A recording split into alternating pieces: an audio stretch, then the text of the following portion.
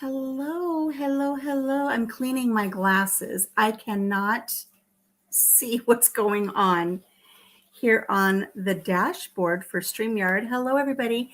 I have no idea how many of you are visiting me. Oh, now I see where I can tell nobody's here. That's okay. I know somebody will pop in and say hello. And even if you don't, I know somebody will catch it on the replay because who can turn down cookies?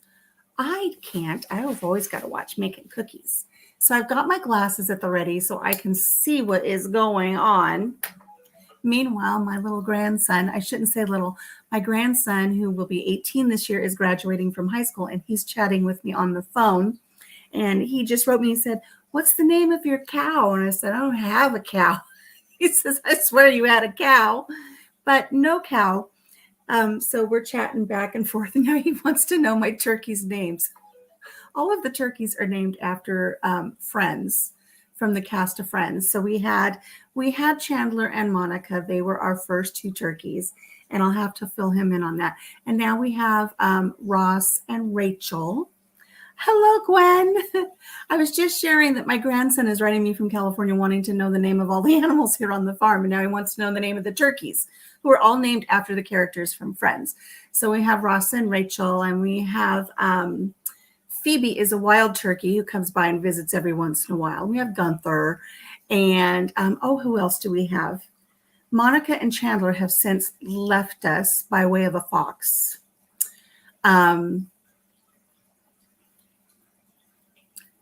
Monica, Rachel, Ross. Oh, we have Joey. We have Joey the turkey.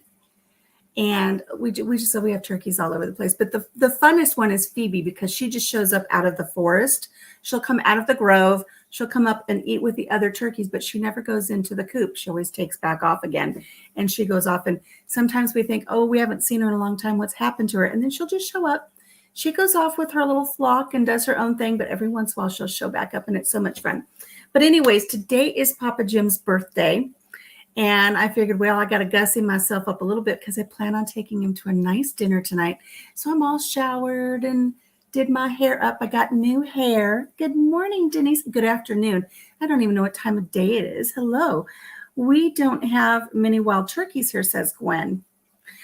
We have lots of them here. We don't see them here on the farm very often. What I do love is from the grove every once in a while as I hear the pheasants calling each other. So I really love listening to the pheasants. They sound strange. It's like, what is that noise? And then you realize it's a pheasant. So I'm going to have to write him back and tell him what the turkeys' names are. And oh goodness, I hope he doesn't ask me what all the chickens' names are, but that's easy now that I think about it, even though I've got over 30 chickens. They're all the same. Every girl is named Betty and every boy is named Archie. So we just go from that. I know it's 2:00. My days and my times are always so messed up because I don't work anymore. And so sometimes it's just here on the farm, just me here on the farm, and days go by and hours go by, and sometimes I don't even know what time it is. And so I get things confused all the time. I'm going to crack open a root beer. Fire ants have killed them off, your quail. Oh no. Oh, how distressing. That's horrible. I'm sorry to hear that. Oh gosh, that's so good. 0 sugar, in case anybody's wondering. The cookies won't be 0 sugar, but they're not for me. They're for Papa Jim. But I will confess, I will be having one on occasion. So I'm going to make Papa Jim what my best friend's mother, who was like a mother to me since I was 8 years old, she lovingly calls them globs. And every time I go to the store where they have baked goods, Papa Jim will say, can you bring me home some of those cookies I like? And so after a while, it's like, why do I need to bring him home cookies that have been sitting on a shelf for up to 3 weeks? I'll just make them. So we made some this winter when the wind chill was negative 41 degrees. And he's like, I want cookies. But I was afraid to heat up the oven because what if we lost power in the middle of this blizzard that we were having? So we do these no-bake ones, and he really likes them. Yes, when the eggs pip and the ants get them. Oh, so over the years, there aren't any anymore. Oh, that's awful. Oh, how distressing. So sad. Something got a hold of one of my chickens the other day. I don't want to talk about it too much. I'm still a little upset over it. I don't know what it was. because, we took the time to build them that new coop. And, but Papa Jim had to dispatch her. So he was not happy about that. And of course, I'm still a little heartbroken over it. But I don't know what it was. Don't know what got a hole. I mean, we don't even have holes big enough for a mink to get in. I don't know what it was. Maybe it was a rat. I don't know. Anyways, let's move on to something a little bit more friendly. I have a hot plate here off to the side.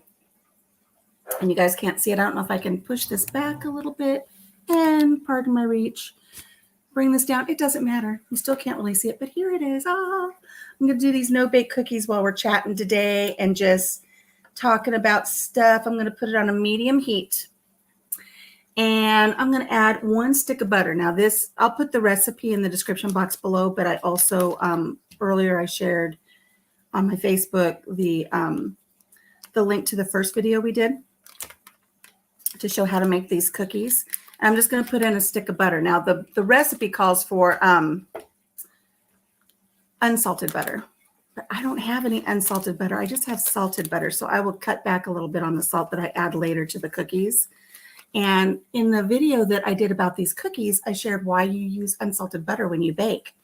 I just realized I heard brownie mix on my oh, you had brownie mix on your grocery list? And you didn't get any. For shame. Oh my goodness. Gotta have brownies. So the reason why baking calls for unsalted butter is because different companies that make their butter, they use different amounts of salt in their butter. So you never know how salty your butter is going to be. Start with unsalted butter. Then you add the correct amount of salt in your recipe and you'll never go wrong. But today I don't have unsalted butter because I don't know about where you live. My gosh, the price of butter has gone through the roof. And they had some on sale the other day, but you can only get 2 1-pound blocks of it. And so Papa Jim and I went through a couple times, but we only got salted butter. So Denise, I want to let you know my amaryllis is lovely. It's big and green and just everywhere, but no blooms. So I think the next time I go into town, I'm going to find, because I do have the 2 bulbs in 1 pot. I'll separate them to give them a little bit more room. Maybe that's what's happening because you'd said before, maybe they get a little crowded. So I'm going to separate those a little bit, but they are beautiful. And I think of you every time I see them and I do love them. So, but I'm waiting for blooms, no blooms, but someday I'll get blooms. But the positive thing is they're still here. They've lasted longer than the amaryllis my mother gave me. So just want to let you know I do love them.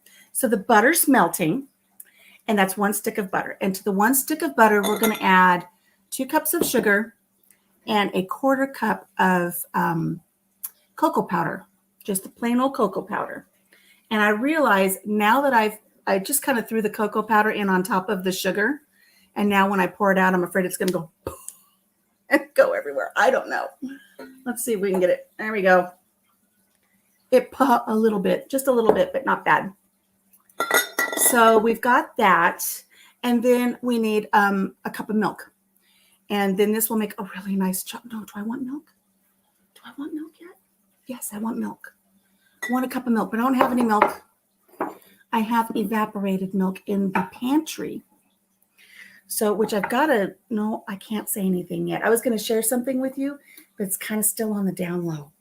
So I can't say anything yet. I just want to say I'm really glad I have a well-stocked pantry, because you never know what's going to come along in your life and dictate the need for a well-stocked pantry. Ooh. So I'm very thankful at this chapter in our lives, because things are coming down the pike. I'm glad I have a well-stocked pantry. And one thing I keep in there is the milk. Oh, I was like, there's something on the bottom of my cup, but I had my butter sitting in there, so that's what that is.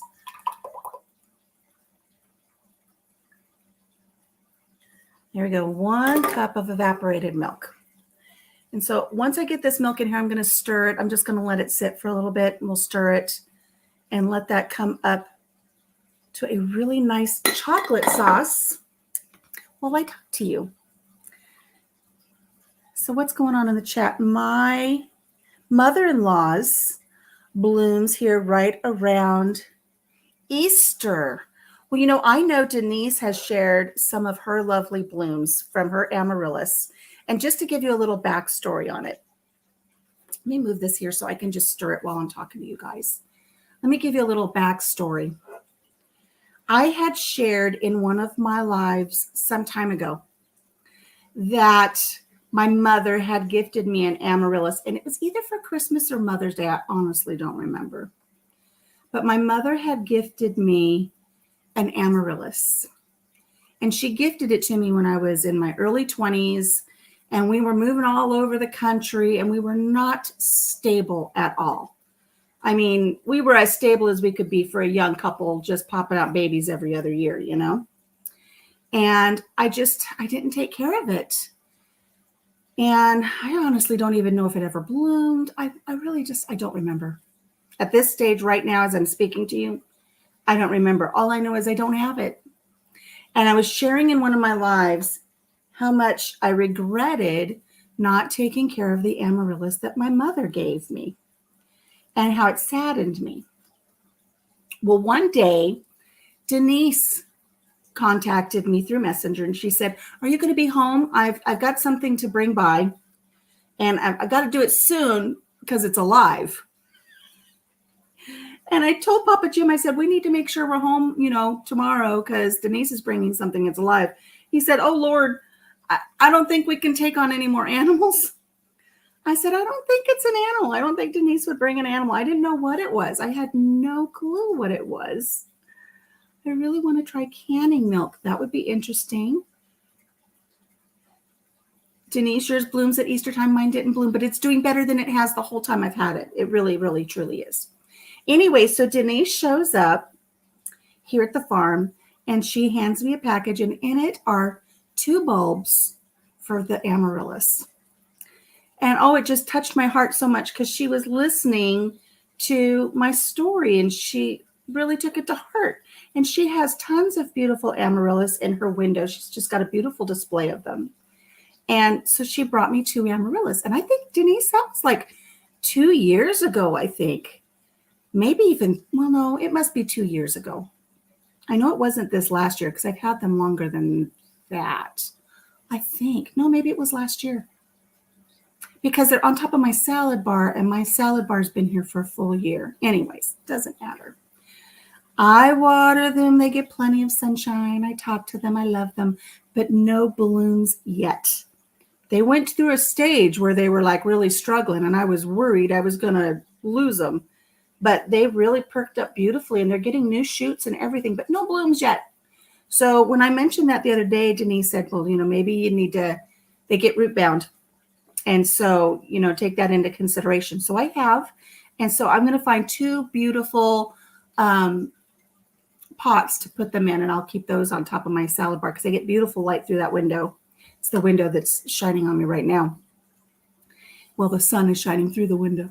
And so they'll get plenty of light there, and that way it'll fill up the top of that salad bar all the more.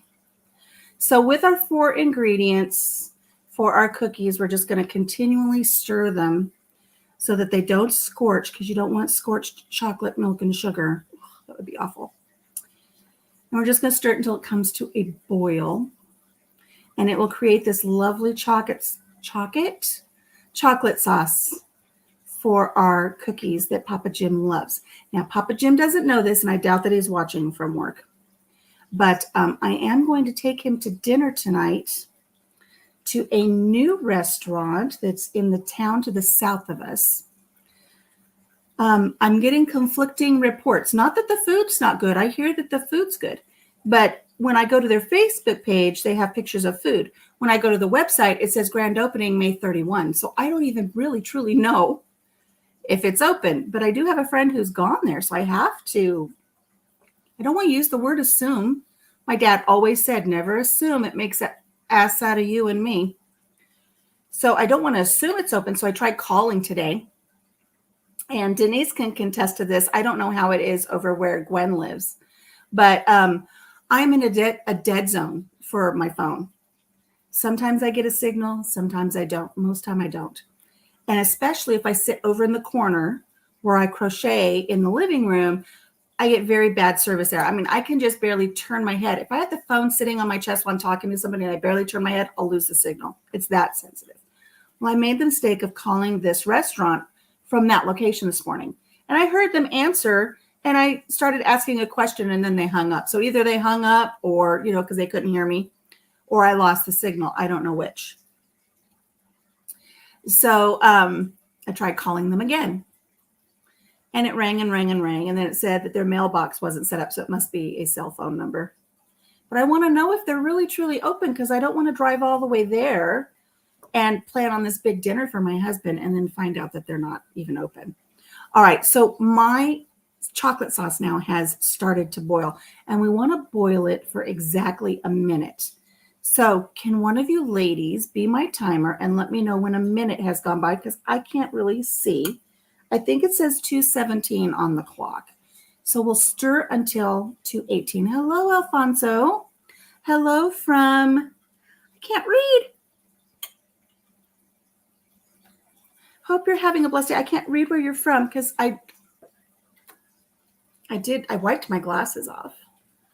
Alfonso, and that doesn't help. My glasses don't help me. I don't know what's wrong. I've been to the eye doctor.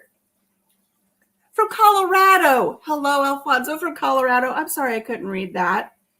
Let me know when a minute has gone by, everybody, so I can take this sauce off of the heat for our cookies that we're making. I'll make sure that when we come back after this live actually hits as a video, I can go back and edit. I'll put all of the ingredients in the description box so you guys can make these as well. You know what's really fun with these two? We're going to make these today with old-fashioned oats, but you can make them with those chop suey noodles. Not chop suey, what are they? Chow mein noodles.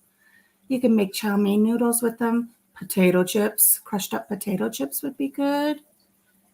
That would be really good. So it says 18 now on my little dealio there. I'm going to take this down. Ooh. I didn't bring a hot pad.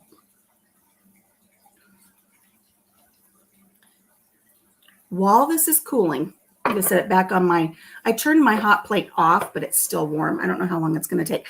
I just recently went to the doctor and I was only able to see the first letter on the eye chart within 5 feet with glasses. Oh my goodness. Thank you, Denise, for letting me know the time was up. I see that you were my timekeeper, and I appreciate that so much. Let me get a little hot, a little silicone pad to put this on so it can cool down. I want to take it off the hot plate. Hang on. Shuffling through my kitchen.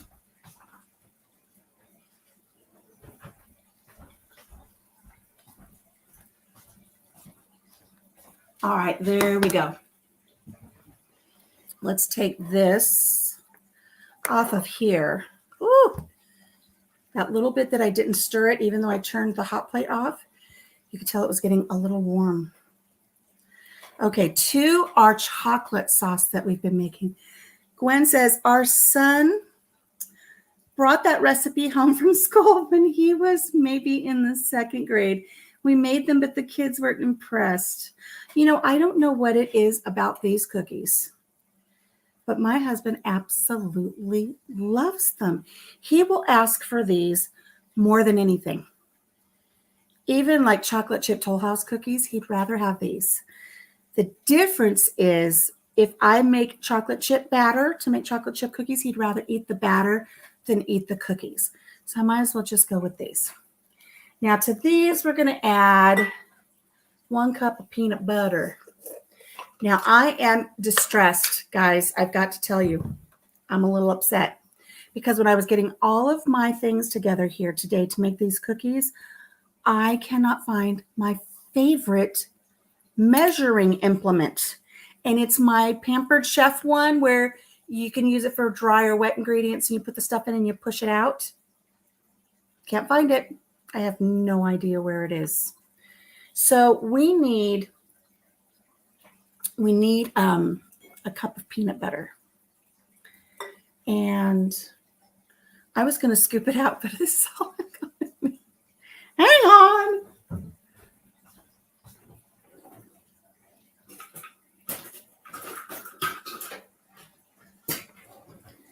Just when I think I've got it all together, there are so many holes in my plan.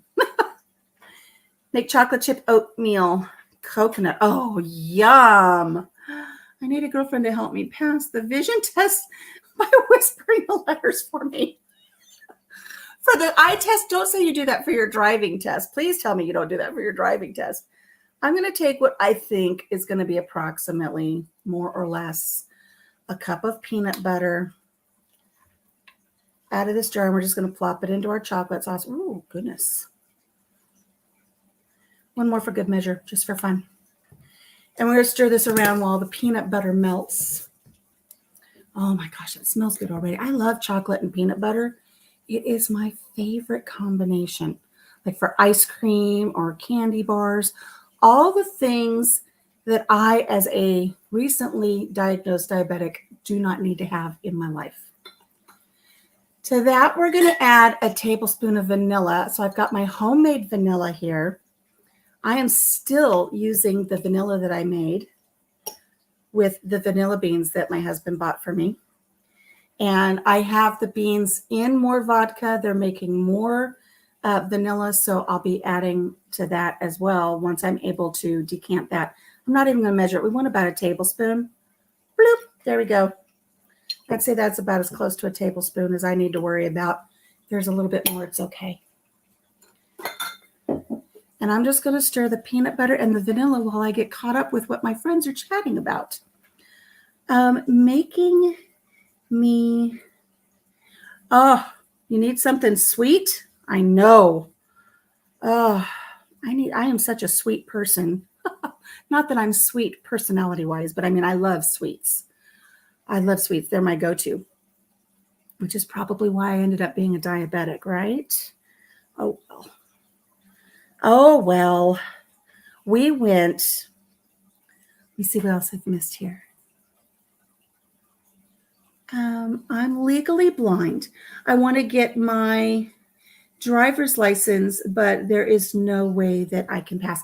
My mother was legally blind, and she was actually legally blind her entire life, but she was able to drive until she had a health issue that popped up when she was 66.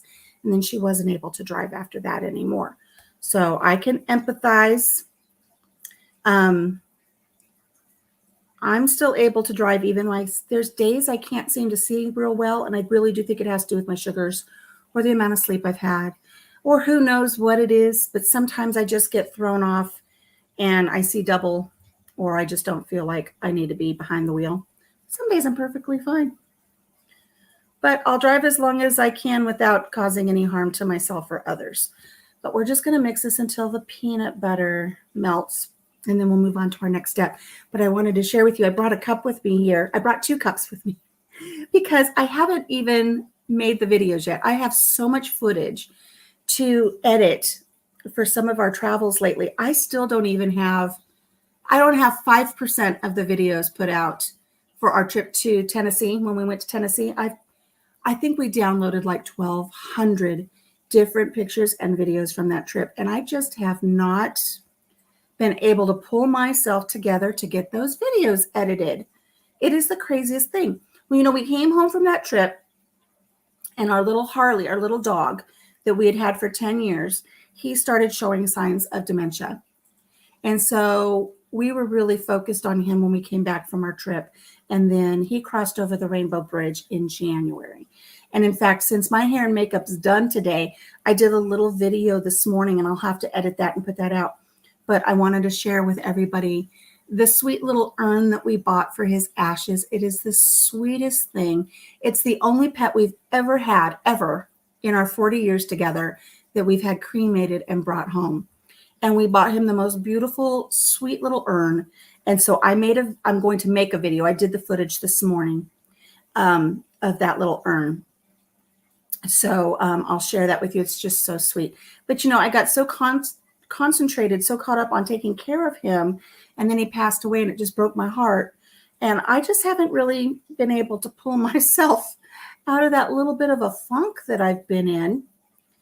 And here it is, it even hit me a little hard this morning that today's May 19th. It's my husband's birthday, as we've mentioned.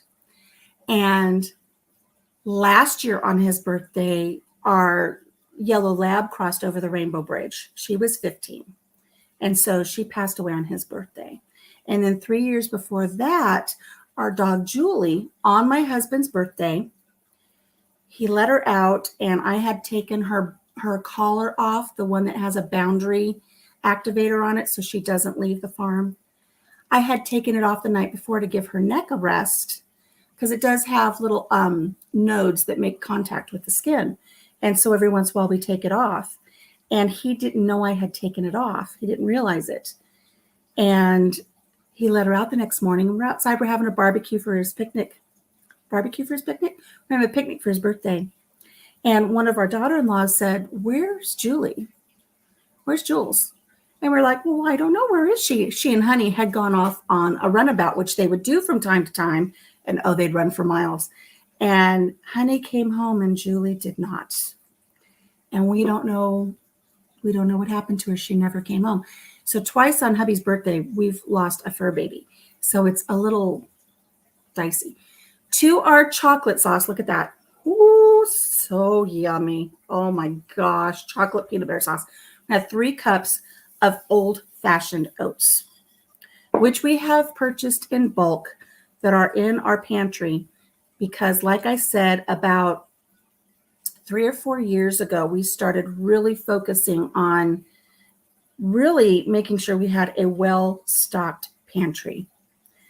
And it was, I want to say it was slightly before things went crazy with the stuff, And I think I had started it slightly before that, and then I really ramped it up as that went on. And so we have tons and tons of oats and sugar and salt. And that's another thing funny about this recipe too. Today was the first time in 2 or 3 years that I had to get into my 5-gallon buckets to get sugar. And I'm glad I had it, or else I wouldn't have been able to make cookies today. I was completely out of sugar on the pantry shelves. So luckily I had some stashed away. And I've had people say before, do a pantry tour. Heck no, I'm not going to do a pantry tour. I want everybody to know what I have in there. But I have a lot. And it's all put away nicely. I've done videos on meals in a jar and the Mylar bags and using my vacuum sealer and such. We've done all of that. And this door behind me, it's an entire bedroom. It was an office for the people that lived here before us, but it was a bedroom when we first started here. And let's just put the rest of it. 3 cups of oatmeal. So we've got all kinds of stuff in there. When I made these before, I had somebody ask me, why do you use old-fashioned oats? Because they have the quick oats. And can they use those? You can use the quick oats. But they have been like highly processed. And so they don't have that chew to them. If you don't want a super, I shouldn't say super. If you want a cookie that, is a little easier to masticate, to chew, then go ahead and get the quick oats. They have been broken down a little bit more than the old-fashioned oats. But the old-fashioned oats haven't been processed quite as much. So they've still got a little bit of oomph to them when you bite them and chew them. So those are really nice. So I've got this mixed up here in the pan, as you can see here. Look at this oatmeal in this chocolate sauce. I know it kind of looks yucky now, doesn't it? But oh, they make up so nice. So I'm just going to set this aside for a second. Let that cool a little bit before I get my cookie sheets out. But I wanted to tell you that I've got all of this footage that I still have to make videos out of. And one of the things I need to do now is we just got back from a trip to Mount Rushmore. So that was one of the cups I brought. We've got little Mount Rushmore mugs. And so we're going to enjoy drinking our coffee in the morning with our Mount Rushmore mugs. And it actually has Mount Rushmore on the front, and it has a quote from the gentleman who actually was the artist that carved Mount Rushmore on the back. So that's kind of cool. But the second cup that I brought, and I'll be making a video. I know I'm so behind. But we went to Mount Rushmore, and we stayed in some really cute little, we stayed in one really cute little place. I've got to tell you about this other place we stayed at. and I'll share about it in the videos, but it's so funny. And I've got 2 or 3 of you in here as friends. You'll be all right. You've been blind since birth, Alfonso. I have a friend of mine in New Mexico who is legally blind, and he drives without a driver's license, and he just relies on the beep sensor when he changes lanes. Oh, that's scary. I will share with you that we used to live in a town that had a very high senior citizen community percentage. And there were these 2 sisters that they lived together, but they wanted to be independent. And the one would not give up. I'm looking at my donkey. He's laying down. I want to make sure he's okay. His ear just flickered. They drove around town. The one sister would drive, and the other sister would drive behind her. The one that was legally blind would follow the one sister, and they would just drive around town. And so she'd always follow her sister. We were just waiting for the day that they either got separated or something happened, and then she wasn't following her sister anymore, and then she, ramroded into somebody else. That's good. That's so good. Anyways, I got to tell you this story. While I'm getting ready to tell the story, make sure you hit the thumbs up because that helps a lot. So I took hubby on this trip for our anniversary in April. And I told him, I said, we're going to hop in the car, and I'm not going to tell you where we're going to go. We're going to be very spontaneous, and we're just going to go. And I kind of semi had things planned out, but I also just love really being spontaneous. And one of the trips I want to take, and one of the trips I keep trying to convince my best friend to do with her husband, is you get to the end of a road and you flip a coin right or left. And you go however long you go to, you get to the next place and you flip right or left. And you determine in advance how many times you're going to flip the coin. And wherever you end up is where you find a place to have lunch or stay or spend a weekend. Who knows what you're going to find, right? So I love spontaneous trips like that. So this one was semi-spontaneous. We kind of just like, do we keep driving? Do we find a place to stay? Who knows? We're just going to see how it feels. Well, I had heard about this little hotel on the Mississippi River, and I really wanted to stay there. Mississippi River or the Missouri River? I always get those 2 mixed up. I always get them mixed up. Must be the Missouri River. I don't know. In the chat, because I honestly, I had it figured out in my head so I could always remember. It's got to be the Mississippi River. No. What's on the western border of Iowa and South Dakota? Is it the Mississippi River or is it the Missouri River? I always get them mixed up. And I know we were singing fun songs like Old Man River, but then maybe I was wrong. Anyways, there was this cute little hotel on the river, 1950s vintage, like really a toss back to the old days 50s, you know what I mean. And I really wanted to stay there because I'd heard it was very, very charming. And so I thought, well, we're in the vicinity, we'll just go stay there. And we get there and we find out they didn't open for the season until 2 days later. We were just a little bit early. So we didn't get to stay there. But we are kind of tired, so we're going to find another place to stay. Well, since we're right there on the river, there are a lot of fishermen out and about. There's boats everywhere. There's fishermen everywhere. The bars are hopping in this little town. And all of the hotels have trucks with boats. So we go to this one hotel. I had looked it up online and it's the Mississippi. See, I thought it was the Mississippi. I don't know why. I always get it so confused. Thank you, Alfonso. So we find this hotel online, like on hotels.com or Expedia or something, and it had a decent rate. So I would rather book right there with the hotel than go through Expedia because sometimes there's problems. So we went in and we met with the couple. It was a couple, married couple. Ooh, I got kitty cats in my yard. They're not my kitty cats. They're perusing.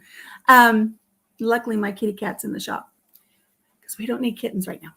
Anyways, go in, talk to them, and I asked if they had a room available, and they said yes. And I said, well, you honor the price that I found online. He says, what does it say? And I said, $89 or whatever it was. He says, yeah, we can do that. And I said, okay. And he wanted to know what kind of room I wanted. And I was like, I don't care as long as I can plug in my CPAP, my breathing machine. So we're like, what doesn't matter as long as we can plug in some stuff. And I don't know, partway through things shifted. The attitude shifted once we decided that, we're not picky on the room. We just want a room. Just get us a room. And so they started getting not too personable, but they were digging a little bit. They were fishing for some info. And they said, so where are you coming from? And we told them. And we said, yeah, it's our 40th wedding anniversary. We're on a trip. And of course, I told my husband, I said, this is going to be such a relaxed vacation. I'm going to run around in pajama bottoms. I'm not going to do my hair. I'm not going to do my makeup. We're just going to go and relax. I'm not going to worry about how people perceive us or anything. We're just going to go have fun. So no hair, no makeup. And I'm wearing this like funky ball cap. He's wearing a ball cap. And we're tired. We've been running all day. And so we said, yeah, we're having our 40th wedding anniversary. Now, they're probably thinking, who goes to this like, chain hotel, like say like a Days Inn or a Motel 8, I forget what it was. Who does that? Missouri's on the west. See? I can't keep them straight either. Mississippi, Missouri, it was a big river. One of the two that borders Iowa. Anyways. I laughed so hard, I almost choked on my own spit. So I know they're thinking, sure, you're on your 40th wedding anniversary. You came here for your 40th wedding anniversary. So they're like, so how many kids do you have? And it's almost like we were being interrogated. And like I said, you could feel the shift change in the attitude and just the overall atmosphere. And as we were, once we got our room booked, and we were walking back to the truck to get our stuff, I just erupted in laughter. And Papa Jim says, what's so funny? I said, did you feel it? Did you sense it? And he says, what? I said, what do you think of all the questions they asked? And he thought about it for a second. He goes, oh my God. I said, yes. They thought he was like a fisherman and that I was a streetwalker he picked up and brought to the hotel. That was the direction that was going. They asked so many questions and wanted to know things about us. And the way they looked, they wanted to know that we really knew each other. I don't know what they thought we were doing. So they thought I was the lady of the night and Jim had picked me up as a fisherman and brought me to the house. They must get that a lot. And I know as soon as we got in the room, I know they were going like, check, there's another one. I don't know where these fishermen find them. I've never seen that girl before. Oh my God, it was hysterical. And I realize now we probably should have really played that up a little bit. Sorry, hubby, come in, so I missed a bit. Oh, it's okay. You're good. You're good. You're good. You're probably back just for the part where I told you that I think the innkeepers thought hubby and I were doing something illicit.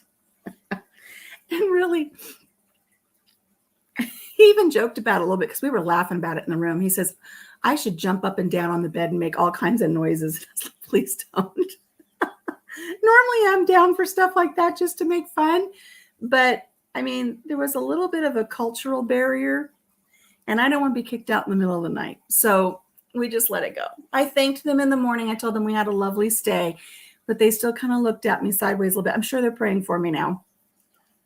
And I'm sure since then, they're probably like, what happened to that one girl? We haven't seen her again since that first night. Oh, yeah, well, because I really am out on my 40th wedding anniversary, and I was not a lady of the night being brought into your hotel. It was so funny. But, okay, so get on to the next part. We stayed at this really cute spot up in the Black Hills where Mount Rushmore is. And, oh, my gosh, I'm going to do a video on it. If I could rate them like on TripAdvisor or anything else, if I could give them more than 5 stars, I would. Now, this is not a 5-star place like, like the Ritz or the Plaza or anything like that. But as far as ambiance and how well they treated us and the little extras that I lined up for our anniversary, oh my gosh, we had such a wonderful time. We will certainly be back to this place anytime we travel. But I've got to tell you, and I'll do a whole video on it. But it was just this little Bavarian hotel, and it was, all gingerbread. Like it had all the little gingerbread scallops and little red shutters. Oh my God, it was adorable. I just loved it. And they thought of everything. And one of the things that they offer was you can have milk and cookies brought to your room at nighttime. Right before you go to bed, they'll bring you milk and cookies. And so for the first night that we were there, we had stepped out to go get some dinner, and we didn't make it back in time for our milk and cookies to be delivered. They delivered them even though we were out. So we came back, and the cookies were on a sweet little tray under a glass dome on our bed, and with a little card that said your milk's in the fridge. So I opened up the fridge, and some of you may have seen it on my Facebook. I put a paper towel in it so it'll show up nice because it'll look like it has milk in it. This is the little cup that the milk was in. So for Alfonso, I'm not sure how much you'll be able to see being legally blind. It is a cute little clear little 8-ounce cup, and it has a lid that goes on it. And the cup has 2 little eyeballs and a little mustache, so it looks like a little man. And then the lid is angled, so it looks like a little fedora cap. So it's a little man with a hat, and that's what our milk was in for our milk and cookies. It was so adorable. And I told my husband, I said, I'm rinsing these out and I'm bringing them home for the grandbabies. So we saved all of our cups. We ended up with 8 cups, and we brought them home for the grandbabies. And I just think they're so adorable. I love them. So cute. We loved staying there. Oh my gosh, it was so, so nice. So we went to Custer State Park, and we got to see all of the bison. They're not buffalo, bison. See, I can remember that. I can't remember my rivers, but I can remember the difference between a bison and a buffalo. And we got to see all of the babies. It was calving season. We must have seen over 100 baby bison all over the place. And we saw the pronghorn antelope, and we saw bighorn sheep. And we stopped and we bought a big bag of carrots for the wild donkeys. And they're called, what are they called? They're burros. The begging burros. They call them the begging burros because they will beg you for food. They'll come right up to your car and they will beg you for food. We drove through that park twice, and the begging burros were nowhere to be found. So we brought all of the carrots home, and we saved it. And we feed our little donkey. He gets a couple carrots every day. So that was kind of fun. I want it. Can I please have it if possible? You can mail it to me. Free matter for the blind to Save Post. I will see if I can. I will go down to the post office and see if they'll let me ship one to you, Alfonso.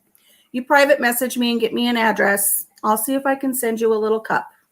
And if I can send it free matter for the blind, we'll see what we can come up with for you.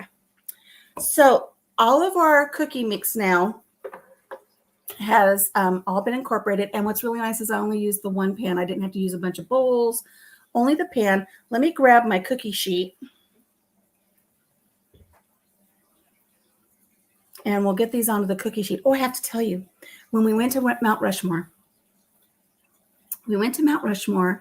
and I didn't know this until our trip, which I thought was very, very interesting, is Thomas Jefferson, who is on Mount Rushmore. He brought back the first recipe for ice cream. He brought that to the States for the first time for a recipe for vanilla ice cream. First time that ice cream was introduced to the United States. So they have this cute little diner there. It's kind of cafeteria style, not really, but it's not like a restaurant, but they did have a veggie burger for me. So I really appreciated that. It was either a veggie burger or a black bean burger. I think it was black bean burger.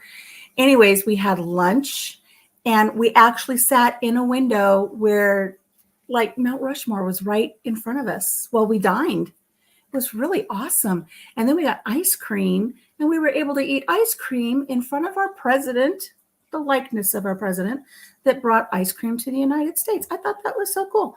I'm pretty sure you can send it.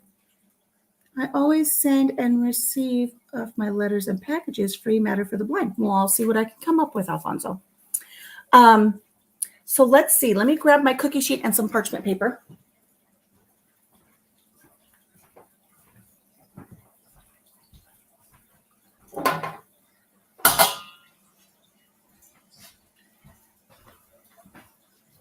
Boy, we almost had fireworks.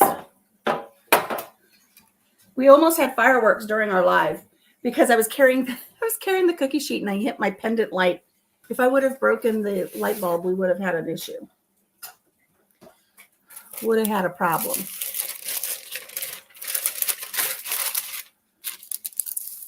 I'm just going to lay out my parchment paper here on my cookie sheet. And I'm going to take the spoon that I used earlier. I'm just going to grab little dollops of the batter. Now, last time we made these, we made big, giant blizzard blobs because I know Papa Jim would rather hold 3 big, giant cookies than 6 little ones. But I'm going to make these little this time so I can ration them a little bit better. And I'd show you, but I'm afraid if I tilt. Hello, Loki. Stopping by to show support. Thank you. We're making cookies. Here they are for Papa Jim's birthday. I tell you what, I met that man when he was 16 years old. Today he turns 58. I am so blessed to have been able to share so many birthdays with him, especially since 8 years ago we weren't sure if I was even going to be around. So I'm really thankful for the birthday time that we get to spend and the fun trips to just different places like Mount Rushmore. What else did we do while we were on our trip? We got to see the beautiful statue called Divinity of Earth and Water, I think it is. Beautiful Native American statue that's on Highway 90. We got to do that. Oh, I got to tell you, we stopped off somewhere. Where did we stop? I'm trying to think of where we stopped. We stopped somewhere and I ate something. Gosh darn it, I can't remember what it is now. I think maybe we had breakfast. Did we have breakfast? We must have had breakfast before we really got on the road. But while we're driving, and because I like things to be impulsive and spontaneous, I didn't have a lot of things planned. And I thought we'll just hit it as we go. And while we're driving, I start seeing these signs for the ranch. And the ranch is like Prairie Dog Central, where you can like buy peanuts and feed peanuts to all the prairie dogs. There's hundreds and thousands of prairie dogs everywhere. I was like, oh gosh, I want to go there. I want to go there. But I didn't necessarily say I wanted to go there. I think I might have mentioned it a little bit. But somewhere between there and our next stop, I fell asleep. And I woke up before we got to this one stop that I had planned. We went to Wall Drug, by the way. And it's like, where's the Prairie Dog Ranch? And he's like, I don't know. I was like, oh my gosh, I fell asleep and totally missed the exit. So we didn't get to go to the Prairie Dog Ranch. I was so upset. I really wanted to throw some peanuts to the prairie dogs. But we did go to Wall Drug and we got to see the big giant jackalope. And that was fun because there's a whole story with my kids about the jackalopes. And when I had come back to Iowa from California on the train one year and I had 3 of my kids with me, it was a long trip. And the conductor would say, hey, if you go up to the observation car, you can sit there and look out on the prairies of Wyoming and see if you can see jackalopes. And of course, I knew jackalopes weren't real, but my kids didn't know that. It's like taking kids on a snipe hunt, you know? So we'd go up to the observation car and I'd sit there for, 2 or 3 hours of blocks with the kids and they would just be glued to the windows. And I go, oh, you see it? And they're like, what? I said, right there. Oh, there it goes. They're like, I saw it. So we had this whole big thing about the jackalopes. And of course, they find out later that jackalopes aren't real. But we went to, oh gosh, sorry if I ruined that for anybody who did think that jackalopes are real. So we went to Wall Drug and we were able to get a couple little things about jackalopes. And what's really fun is there's a picture of my mother. They have this horse that you can sit on and it's like rearing or bucking or something. And you can get your picture taken. And I have a picture of my mother when she's about 15 or 16. She's sitting on a similar horse. And I'm wondering if that was at Wall Drug. Of course, it's not the same horse. But I know that they had taken a trip to do all of these things to go to the Black Hills. And I thought, what if, my mom had her picture taken here? That would be really cool. You love cookies. You'll be 57 next month. Happy birthday, Loki. Alfonso sent me an email. Okay. We'll see what we can come up with there for you, Alfonso. All right, so our first tray, there they are. They have to cool. Now, the last time we made these, they were ready to eat in 5 minutes because we walked them out into the blizzard and set them in the snow on the table, and they got cold really quick.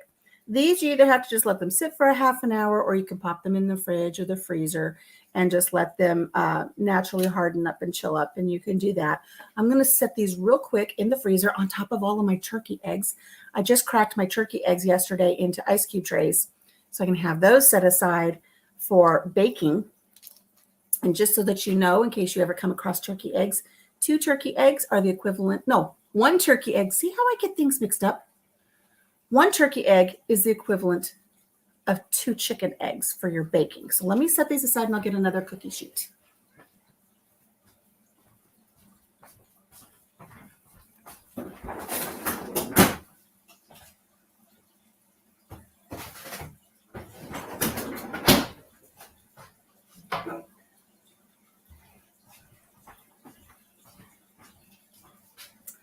Okay. As I was walking, I was going to say, as I was walking, I was going to tell you a story. And then before I sat down, I forgot what the story was. But now I've remembered the story. I don't know what's wrong with me. Thank you, Loki, for reminding everybody to hit the like button. Oh, I tell you, have I been live? When was the last time I went? Oh, I went live for my birthday. I did go live for my birthday. And I think I shared with you guys how I was chasing that truck and I fell and I hit my face and I had a concussion. Since then, I went to the doctor before my birthday, so I'm sure you guys probably know this. I've been doing silly things. I forget things. I'm forgetful. I've started developing irrational fears. And I shared with my best friend yesterday, and I've shared with my husband, it's like, I've got some irrational fears starting to pop up. And I'll share with you before I tell you about these really weird irrational fears that I'm starting to feel. And maybe you guys can let me know if you relate. Let's just put it that way. But before I had my doctor appointment, and this is the one thing I even forgot to tell my doctor about this. I told my doctor, I said, I think I'm having a little bit of an issue with cognitive decline since my concussion. He's like, give me some examples. So I gave him a couple of examples. But I forgot to tell him the main example because I'm just not with it. I don't know. So I had gone to lunch with a friend, and as I was paying the bill and leaving, gave her a hug in the parking lot, climbed up in my truck to get ready to leave.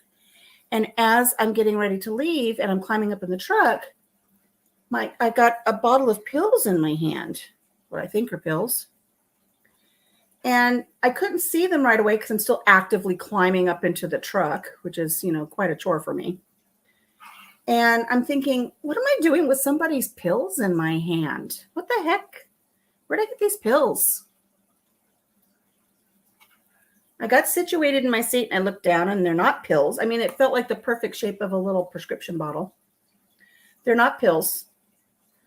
They're the container of toothpicks from the counter by the cash register. I paid my bill and I just picked up their toothpicks and walked off with them. And then I didn't even know I had them until I got in the car.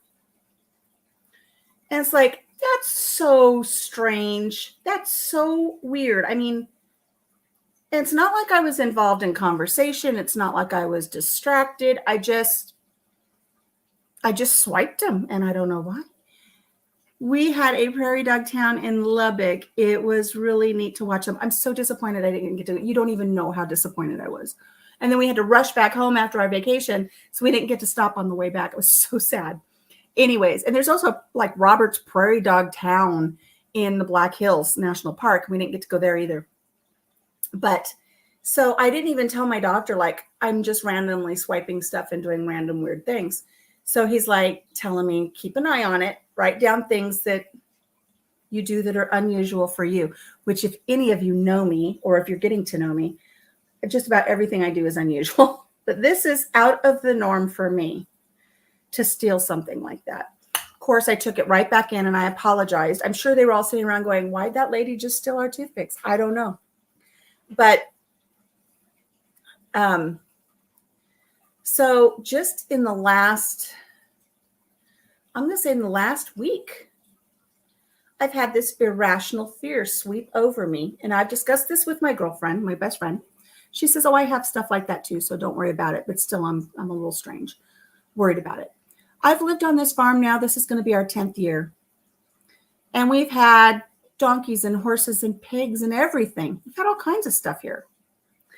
And I used to run down in the barn and spend all day with them. I used to sit down and cuddle with the pigs. I used to do all kinds of stuff. Never had a problem. Just in the last week or two, I have found myself not wanting to go out and collect the chicken eggs if I'm here by myself on the farm. And the reasoning is because one of our pigs, it's not a hog, it's a potbelly pig. We've had him since he was, 6 weeks old. And he's 8 now. He's 9 now. He's 9. And his name is Sir Oreo Pigglesworth III. And he's grown up with chickens. He's never hurt one of the chickens, ever. They sleep on top of them. They eat together. They live in the coop together. They all get along great. He's never been aggressive, ever. Matter of fact, when he was a baby, he actually used to sleep in bed with us like a dog until he was old enough to move outside. Now I've got the hiccups. So, but as he gets older and his vision has become more impaired because pigs don't have very good eyesight as it is. And then the older he's gotten and the bigger he's gotten, his eyebrows are kind of in the way. And so if something startles him, he won't charge, but he'll run. So if he can't see, maybe he doesn't know which way he's running. And then he has tusks, that are about this long on each side. Now, this pig, I used to go cuddle with him all the time. I used to go sitting out in the chicken coop and the chicken run with him and feed him treats and all kinds of stuff. But when I was diagnosed with cancer and I wasn't allowed to interact with my animals for months on end, he kind of became a little feral. And so I don't get to cuddle with him anymore. And there's times that I startle him, but he's never been aggressive. But in the last week or two, I've developed this irrational fear. And my fear is especially since it's been raining and the chicken where I have to go get the eggs, it's a little slick, it gets muddy. And I'm afraid that if I go in to get the eggs and I slip and fall and get hurt, there's nobody here to help me. And I might be out there for hours in the rain, and that's fine. I'm a big girl, I can handle it.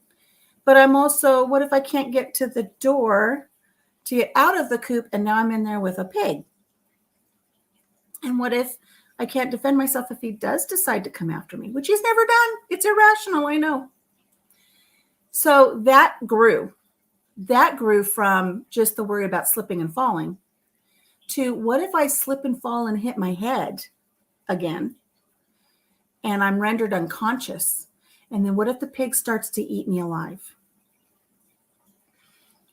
It happens. And I think that started because there's been a news story lately about a woman in either Chicago or New York who was watching her friend's dogs. She was dog sitting and the dogs mauled her and killed her. I think that fed into my subconscious. Well, now I'm afraid that if I slip and fall, hit my head, render myself unconscious, the pig will start to eat me and I won't be conscious. And even if I regain consciousness, I won't have the strength of the ability to fight him off. I mean, it's totally irrational, right? Add to that, even on days where it's not rainy and I don't have to worry about slipping, it has now compounded into, even on a beautiful day like today, I don't want to go out there and collect the eggs because what if I have a stroke and I can't make it to the gate to get out in time to separate myself from the animals and I have a stroke and I fall down? What if I'm unconscious? What if I regain consciousness, but I have no control of my body because I've had a stroke and I can't make it?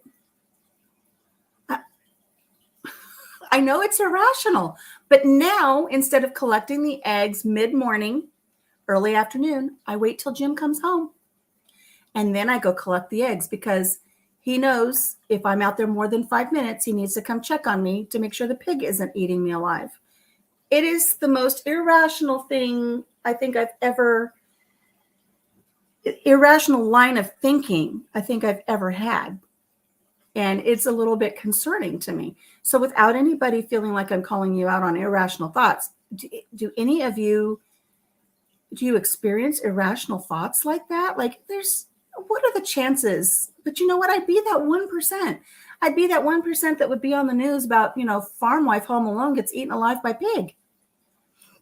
Weird things happen. So, my friend says, I worry about things all the time and you just need to stop. I can't stop it. And I've had an irrational fear ever since I was diagnosed with cancer. And my friend knows this because she's always like, let's run off on a girlfriend's weekend and let's go do this and let's do that. It's like, I just can't, because I can't be separated from my husband for that long. Because what if I'm away from home and the cancer shows its ugly head again and I end up debilitated and I'm in the hospital and I can't be away from him? What if the car breaks down and I'm not with my husband? What if I'm in a terrible accident and my husband can't get to me and I can't get to my husband? And I became so, I've been with him since I was 14. So I'm very connected with him and I don't want to say I'm dependent on him emotionally, physically, everything. But it used to be where, my best friend and I could go away to a woman's retreat or I could do things. Now I don't want to because I don't want to be separated from him. And the thing is that cancer hit me so fast that, I was fine 1 minute and then I wasn't. And then they were like, you wouldn't have made it till morning if you wouldn't have been rushed into the hospital. And I remember reaching for his hand as they put me in the elevator. They whisked me away. I barely even had time to tell him I love him. And if that cancer comes back and I'm not home and I can't be with him and it's my final day, I don't know. I don't know. Can anybody relate to that? It's kind of like, maybe I'm just wired this way. Because, I'm one of those moms that would wake up 20 times a night to make sure the baby's breathing. I don't know. Did I lose you all? Deep, dark subject. I know. I don't know. I think real life experiences of other people play into my mind. Not that I've heard of anybody being eaten alive by a pig, but I know what happens. But before we moved here, my mom was like that. Was she, Alfonso? Maybe it's just a woman thing. Or a female thing. I don't know. I don't know that my husband has these irrational fears like this. But before we moved out here to the farm, when we lived in Southern California, we used to go to a blueberry farm every year. Loved going to the blueberry farm. And sweet family, beautiful farm. So wonderful. They held beautiful events that you could take your kids to. And one of them I remember was they'd open up the farm and you would bring your lawn chairs and blankets and they would project a movie on the side of their barn and have movie night. And so we would take our granddaughter to movie night. And I remember taking her to go see Charlotte's Web. And we just cuddled underneath blankets and had popcorn and watched Charlotte's Web on the side of their barn. But shortly after the last time we were there, she was killed in a farm accident. And I still don't know what happened. I don't know if they ever found out what happened. But she was doing something with the tractor and she was killed with their tractor. So now that we're on a farm and we have a tractor, it's like, I'm staying away from the tractor. But hubby came home the other day. He bought me this brand new 0-turn lawnmower last year. We named it Cletus. And that's my lawnmower.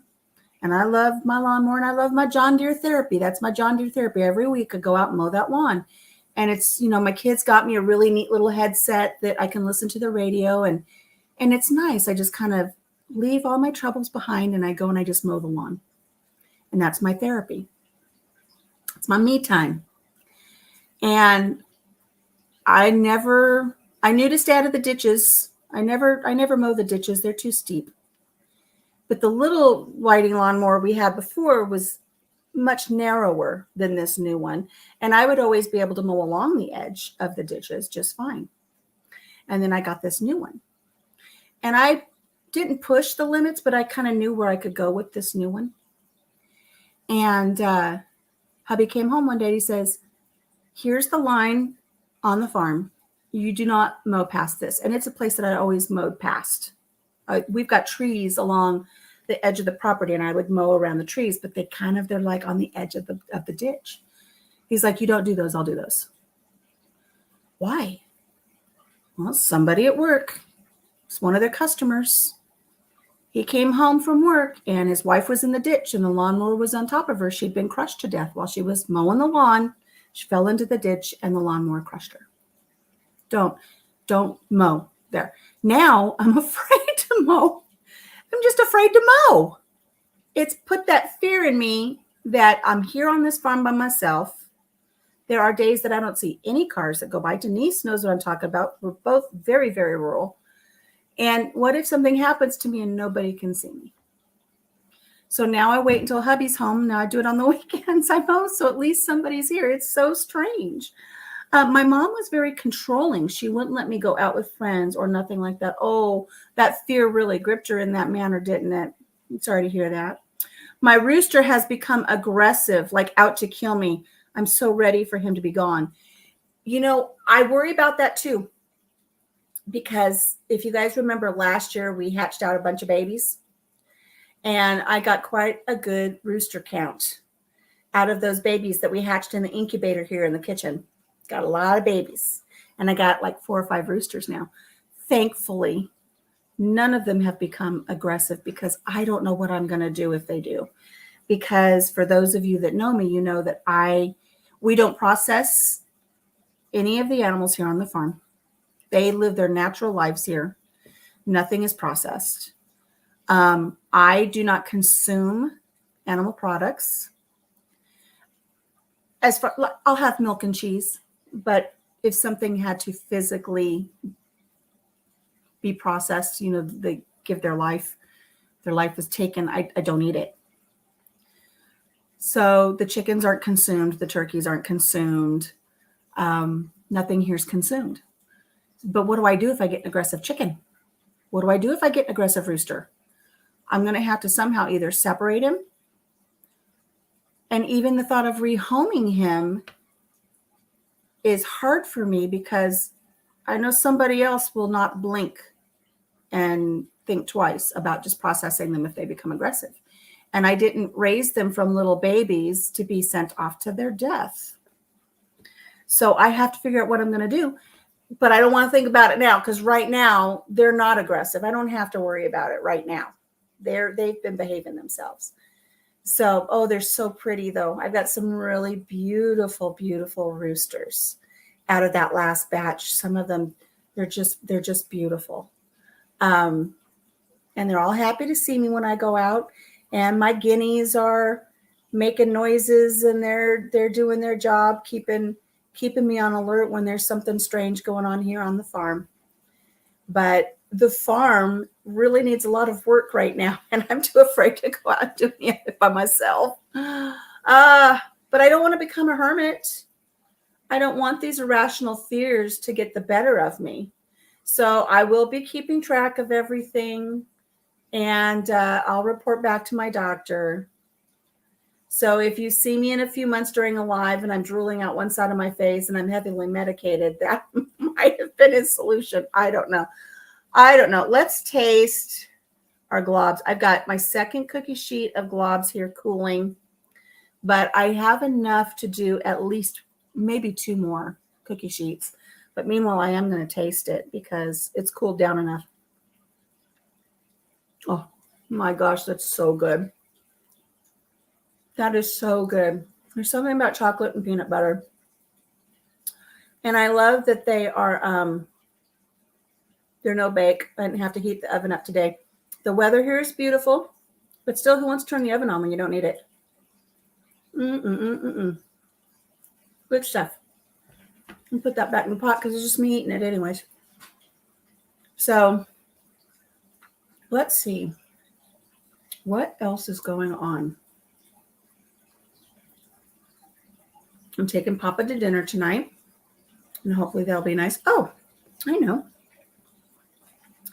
I told you that my grandson had written to me and wanted to know the name of my cow, and I had to tell him I didn't have a cow.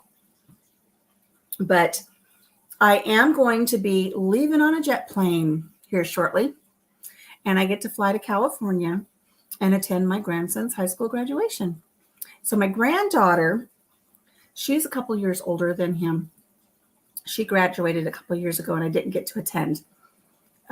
It was in the height of the pandemic, didn't get to go, but I get to go see my grandson graduate from high school. And what's really neat about this trip is my mother used to work for this school district, and I used to work for this school district. And now my son works for this school district. And now my granddaughter works for this school district. So 4 generations are now working for the school district where, like I said, my mother worked. I attended for the majority of my schooling and graduated from that school district and even worked for the school district. And now my granddaughter and my son both work there as well as my daughter-in-law.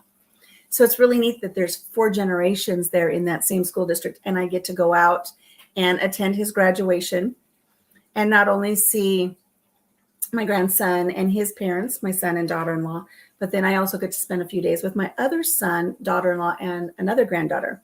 So I'm going to get to spend about a week out there in California, and I get to see my family. I don't get to go out very often. I think it's been at least 3 years since I've seen any of them. And I think I need to make that more of a goal, is to go out every year and get to see them. You love mowing. I love mowing.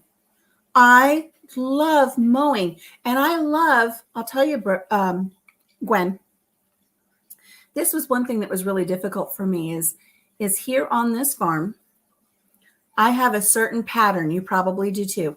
I have a certain pattern that I follow when I mow, and it looks beautiful from the street.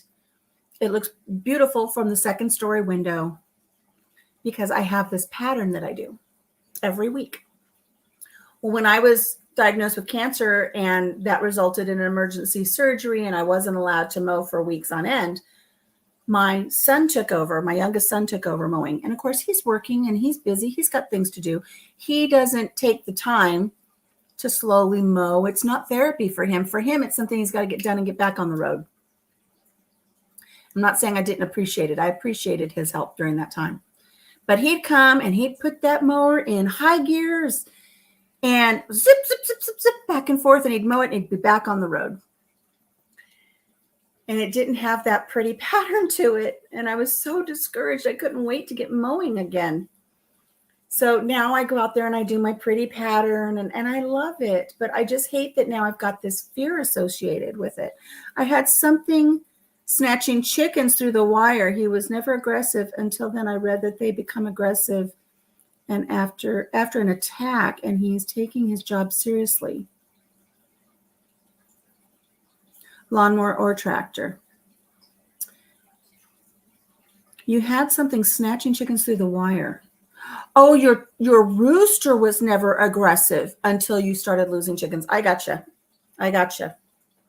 We had a fox attack last year. I lost 15 birds from a fox attack. So that's why we had to go into overgear and build this new coop and everything. And unfortunately, it just becomes a mud pit. The run becomes a mud pit. And they're used to roaming 5 acres. But, I can't have a full-on all-you-can-eat chicken buffet set out for all of the fox. If they decide to come hang out, I can't have that. But, talking about irrational fears, I'm telling you about how I'm going to get to go on this trip and go see my grandson. For the longest time, I've had a fear of flying. Not when I was young. When I was young, I wanted to become a stewardess or a flight attendant. I took my first flight that I can remember when I was 8, and I loved it. I just loved it. And I always wanted to be a flight attendant until I was in my early 20s. I don't know the year it happened. I'll have to look up the year it happened. But I was a young mother, and we lived in California. And my parents lived in Sioux City, Iowa, my grandpa's home. Grandpa lived in Sioux City almost his entire adult life. My mother was born in Sioux City.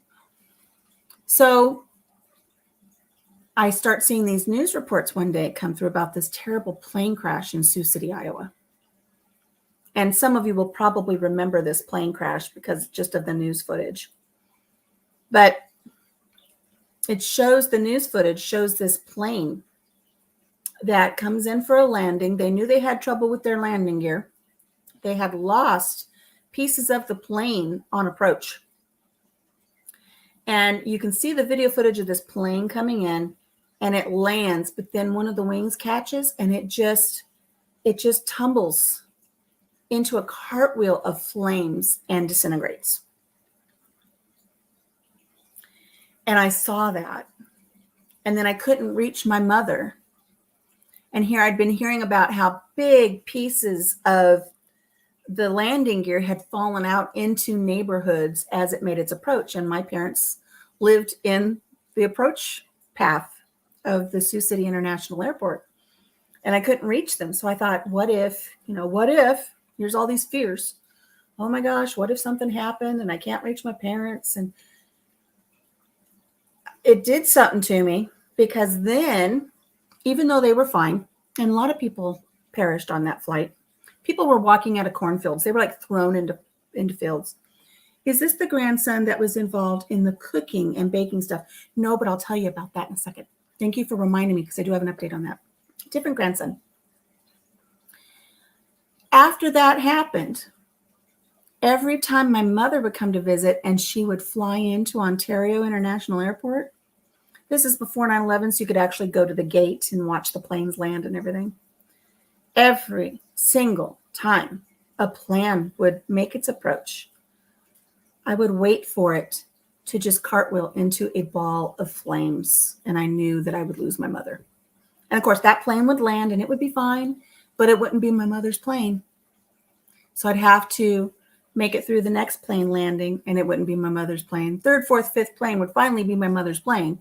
And I'd be so relieved that it didn't erupt into this ball of fire. But I did that for years. Anytime I had to fly anywhere for work, I told them I'll just drive. I'll drive 400 miles before I get on a plane. And so I would drive to my work meetings and stuff. And but lately, the last few times I've flown, I think after the cancer, it's like certain things now, it's like, if it's time, it's time. I'm not as nervous when I get on a plane, but I'm nervous about my pig eating me alive. Anyway, so the grandson in California is not the same grandson that is involved in the cooking, but I do have to share with you the grandson that is in the culinary class at his high school. He's a junior this year. He'll be a senior next year. So last year, there's two divisions of this big competition. It is culinary and management. So he gets to do both in the class, but when they put these teams together to compete at the state and national levels, he's on the management team, and then the others are on the culinary team. Well, there's 4 or 5 on the management team. Well, last year, this little school district where he attends, the culinary team and the management team, they just cleaned up at the state level. They won both categories at the state level, which has never been done. They flew off to Washington, D.C., had a wonderful time, did not place in the top 5, but they had a great time, and they all got scholarships. So it's really great that he's already starting to get some scholarships. Well, they attended the state competition again this year, and they swept both categories again. So 2 years in a row, it's never been done in this state. I don't know if it's even been done in other states, but they swept both categories again, and they got to go to Washington, D.C. again. And he just got back, was it last weekend? They were gone like almost a whole week. And the pictures that came back, oh my gosh, all of the neat places they got to go to, not just the regular tourist places. I mean, they did get to see the Capitol and the Tomb of the Unknown Soldier and go to Arlington, and they went to the Capitol.